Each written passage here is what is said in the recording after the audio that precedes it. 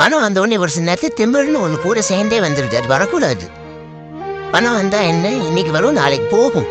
பணம் இருந்தாதான் ஒரு மனுஷனை மதிப்போம் அப்படின்னு சொல்றது அது தப்பு. அது தப்பு. அது மனுஷ தன்மையே கிடையாது. பணம் இல்லைனாலும் மதிக்கணும், பணம் இல்லை இருந்தாலும் மனுஷனா மதி.